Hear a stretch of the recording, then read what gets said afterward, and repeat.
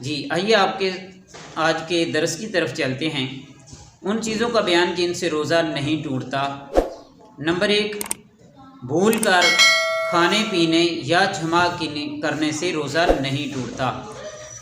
خواہ روزہ فرض ہو یا نفل ہو۔ کسی روزہ دار کو اگر ان کاموں میں دیکھیں انہیں یاد دلانا واجب ہے۔ اگر آپ نے انہیں دیکھ لیا کچھ کھاتے پیتے یا ایسا کام کرتے دیکھ لیا، انہیں یاد نہ دلایا تو آپ گناہ گار ہوں گے۔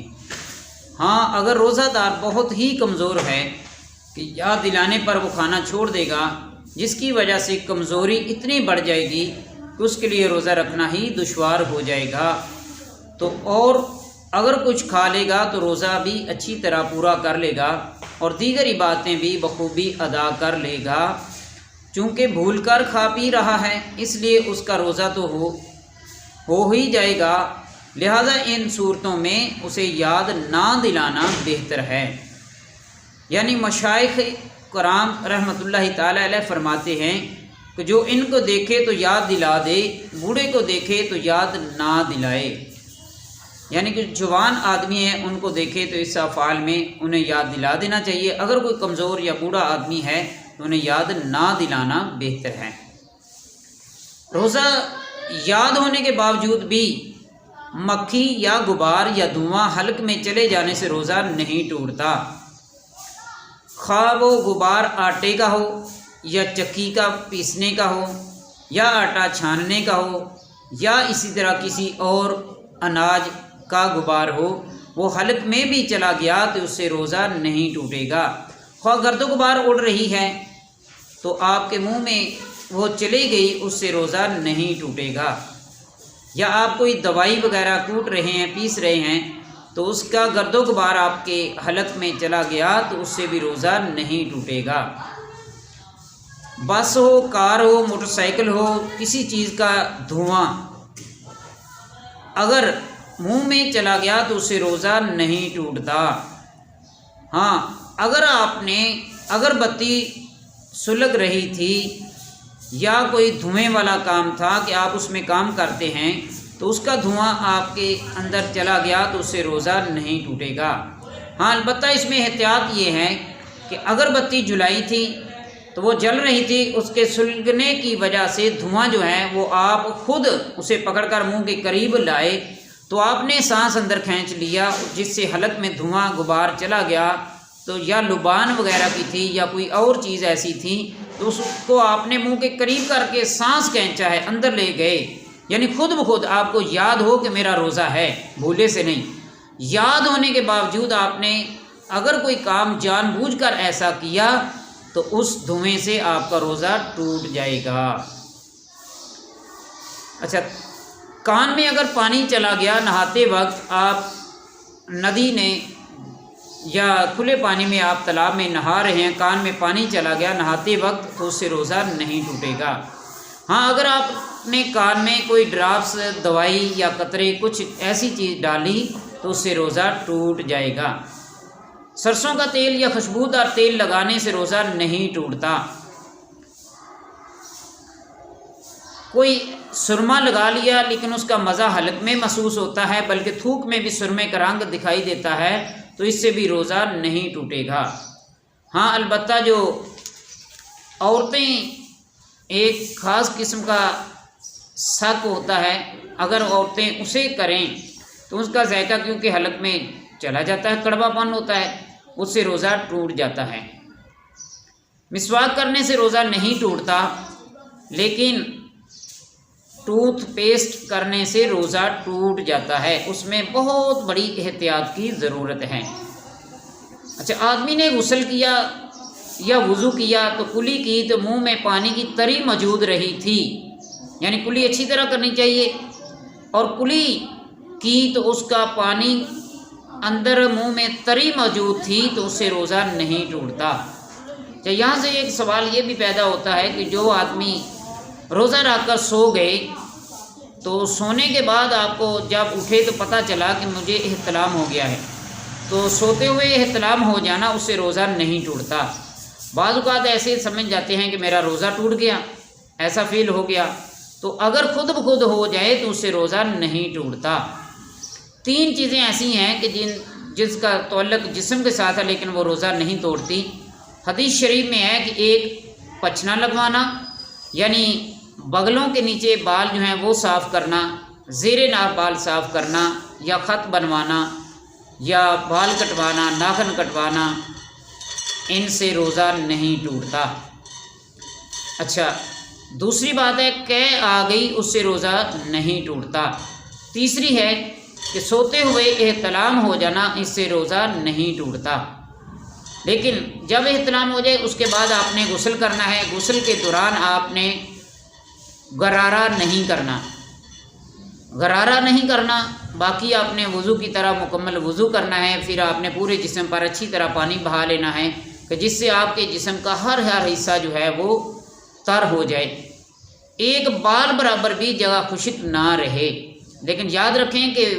روزے کے دوران آپ نے غسل کرنے کی حاجت بھی ہو گئی تو آپ نے غرارہ نہیں کرنا، اگر غرارہ کر لیا تو آپ کا روزہ ٹوٹ جائے گا۔ کوئی دوا وغیرہ آپ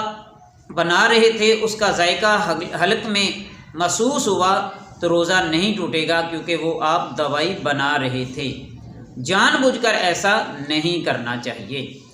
کان میں پانی چلا گیا تو روزہ نہیں ٹوٹے گا، بلکہ دوا وغیرہ اگر ڈراپس وغیرہ کان میں ڈالے تو روزہ ٹوٹ جائے گا۔ تنکے سے آپ دانتوں میں کھلال کر رہے تھے کہ آپ نے صبح سحری کی لیکن آپ کو محسوس ہے میرے دانتوں میں کچھ چیز ہے باقیہ رہ گئی، تو آپ دانتوں میں کھلال کر رہے تھے، خون نکل آیا تو خون کو باہر تھوک دینا چاہیے، تو اس سے روزہ نہیں ٹوٹے گا۔ اچھا، منہ میں آپ نے کسی ڈور یا دھاگا رکھا، رنگین دھاگا رکھا، کپڑا کا تنکا ہے، کپڑے کا دھاگا ہے، آپ نے زبان میں رکھا اور اسے آپ دانتوں سے چبا رہے ہیں، اس کا تھوک کا رنگ اندر چلا گیا، لیکن تھوک پر رنگ جو ہے وہ غالب ہو جائے تو وہ اندر چلا گیا، آپ نے نگل لیا، خود بخود نگل لیا تو ذائقہ اندر چلا گیا تو اس سے روزہ ٹوٹ جائے گا، ورنہ روزہ نہیں ٹوٹے گا۔ عزیزان محترم، دانتوں سے خون نکل کر حلق تک پہنچا مگر حلق سے نیچے نہ اترا تو ان سب صورتوں میں روزہ نہ ٹوٹے گا۔ اگر وہ حلق تک پہنچ گیا، ذائقہ اندر چلا گیا تو روزہ ٹوٹ جائے گا۔ آپ سو رہے تھے یا جاگ رہے تھے، روزہ یاد ہے یا نہیں یاد ہے، مکھی حلق میں چلے گی، مچھر کا دانہ چلا گیا تو اس سے روزہ نہیں ٹوٹے گا۔ اگر آپ نے جان بوجھ کر ایسا کیا تو اس سے روزہ جاتا رہے گا۔ بھولے سے کھانے پینے سے فوراً یاد آ جائے تو